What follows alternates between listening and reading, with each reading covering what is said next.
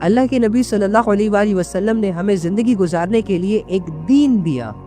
اللہ رب العزت نے ڈیسائیڈ کیا کہ میرے بندوں کو کیسے رہنا ہے. اللہ رب العزت نے ڈیسائیڈ کیا کہ میرے بندوں نے 24 گھنٹے کی زندگی کیسے گزارنی ہے. اللہ رب العزت نے ہمارے لیے یہ ڈیسائیڈ کیا کہ دنیا کی جو 60-70 سال ایوریج ریٹ ہوتا ہے زندگی کا، ایوریج ٹائم ہوتا ہے، یا 50 سال، یہ ساری چیزیں، اب جتنا اس نے رہنا ہے نا اس دنیا میں، کیسے رہنا ہے. اور یہ ساری باتیں ہمیں ایک دین کے ذریعے سے، نبی صلی اللہ علیہ وآلہ وسلم کے ذریعے سے ہم تک پہنچا دی. اب دین ہمارے سامنے آ گیا.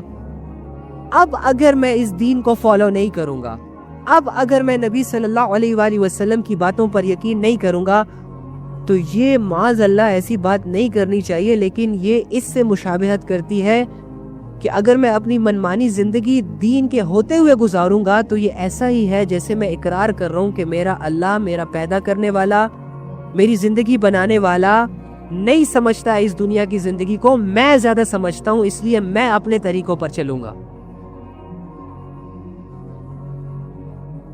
جس اللہ نے مجھے پیدا کیا، پیدا کرنے کے بعد میرے لیے زندگی کے طریقے بتائے، سیٹ کیے، قاعدے قانون سیٹ کیے، اب اگر میں اس قاعدے قانون کے اندر رہ کر اپنی زندگی نہیں گزارتا اور اپنی سینس سے اپنی لائف گزارتا ہوں، تو میں یہ اقرار کر رہا ہوں، ایک ہلکا سا اقرار کر رہا ہوں کہ نہیں یار، اللہ کا بنایا ہوا دین مشکل ہے.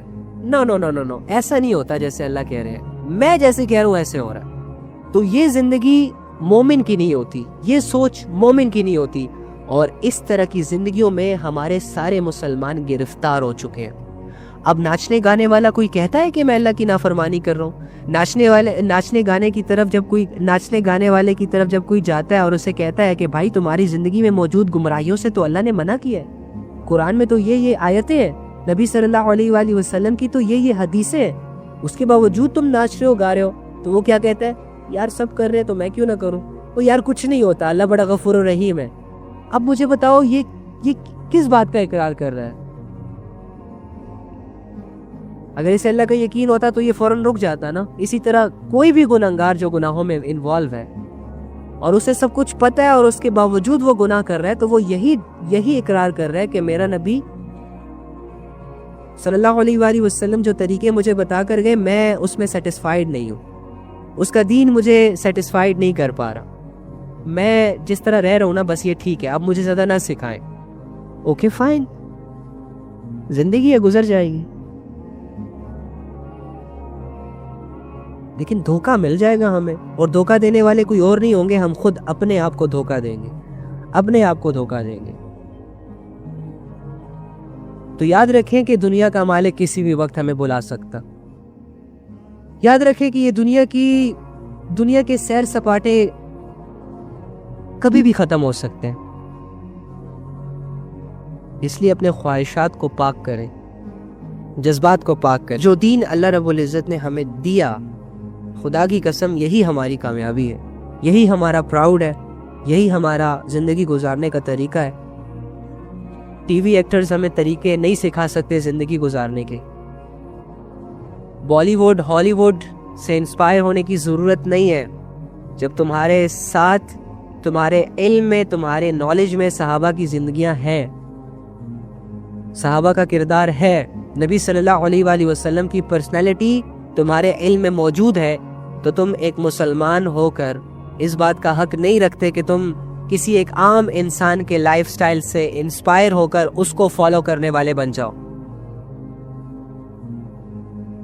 تمہیں یہ چیز زیب نہیں دیتی کہ تم دنیا کو دیکھ کر اپنی زندگی گزارو. تمہارے ساتھ یہ چیز سوٹ نہیں کرتا کہ تم اللہ کی نافرمانیوں میں زندگی گزارو. کیوں؟ کیونکہ تم مومن ہو، تم مسلمان ہو، تم اللہ کے ماننے والے ہو، تم اللہ کا اقرار کرنے والے ہو. تم نے کل آخرت کو فیس کرنا ہے، تم نے اللہ کو جواب دینا ہے، تمہیں جنت اور جہنم کا پتہ ہے، تم نے کلمہ پڑھا ہوا ہے. تمہاری زندگی جانوروں کی طرح نہیں گزر سکتی. تمہاری زندگی قیمتی ہے، تمہاری زندگی ہدایت پر ہے اور دوسروں کے ہدایت کا ذریعہ بن سکتی ہے. اس لیے پلیز ہاتھ جوڑ کے کہتا ہوں، اسے ضائع نہیں کرو. اپنی زندگیوں کو ضائع نہیں کرو. اللہ سے بغیر زندگی نہیں کہلاتی. اللہ کے ساتھ جو زندگی گزرتی ہے، اللہ کے ساتھ جو پل گزرتے ہیں، وہ قیمتی زندگی، قیمتی پل ہوتے ہیں، قیمتی لمحات ہوتے ہیں. آپ کے دنیاوی کوئی بھی معاہدہ آپ کو فائدہ نہیں دے سکتا جب تک اللہ کی مدد آپ کے ساتھ شامل نہ ہو. آپ کو دنیا کی دولت کبھی بھی سیٹسفائیڈ نہیں کر سکتی جب تک کہ اللہ کا یقین آپ کے دل میں نہ آ جائے. آپ کو دنیا کا کوئی بھی شخص گمراہیوں سے نہیں نکال سکتا جب تک کہ آپ عاجزی کے ساتھ اللہ کے پاس نہ چلے جائیں، اللہ کے سامنے گر گرا نہ لیں. آپ کو اللہ کی بہت زیادہ ضرورت ہے.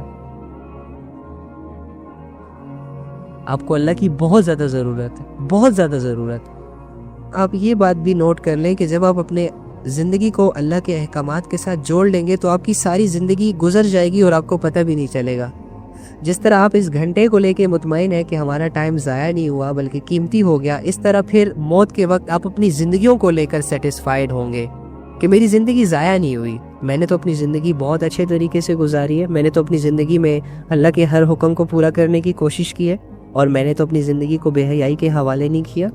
اس سے پہلے کہ اللہ کی باتوں کا جو اثر ہے وہ ہمارے دلوں سے شیطان ختم کر دے، اس سے پہلے کہ جو اللہ کی باتیں ہم نے سنی ہے وہ ہمارے عمل کے ارادے سے خالی ہو جائے، تو ہم ارادہ کرتے ہیں کہ آج کے بعد اللہ کے دین کے مطابق اپنی زندگی گزاریں گے. آج کے بعد کوئی گناہ نہیں کریں گے، اور اگر گناہ ہو جائے، دیکھو مومن کے لیے یہ کہنا کہ یہ گناہ نہیں کرتا یہ غلط ہے. ٹھیک ہے، مومن گناہ کرتا ہے. اور دوسرا یہ کہ متقی بننے کے لیے ضروری ہے کہ گناہوں سے بچا جائے، یہ بھی غلط ہے. آپ کو پتہ ہے متقی لوگ کون ہوتے ہیں؟ کون ہوتے ہیں متقی پرہیزگار لوگ؟ کون ہوتے ہیں؟ چلے مجھے بتائیں، سوچے تھوڑا سا، پھر میں آنسر کروں گا. 2 منٹ کا ٹائم ہے آپ کے پاس. میں دیکھنا چاہتا ہوں کہ آپ کے ذہنوں میں کیا کیا آتا ہے. متقی لوگ کون ہوتے ہیں؟ پرہیزگار لوگ کون ہوتے ہیں؟ متقی اینڈ پرہیزگار لوگ کون ہوتے ہیں؟ جب بھی ہمارے سامنے کوئی ایسا سوال آتا ہے تو ہم یہ سوچتے ہیں متقی تو وہ لوگ ہوتے ہیں جو راتوں کو ساری رات اللہ کی عبادت کرتے ہیں. پرہیزگار لوگ تو وہ ہوتے ہیں جن سے بالکل گناہ ہی نہیں ہوتے. اور اللہ والے تو وہ ہوتے ہیں جن سے کوئی بھول ہی نہیں ہوتی ہے. اچھا، ایک انسان سے بھول نہ ہو تو کیا وہ انسان پھر انسان کہلانے کے لائق ہے؟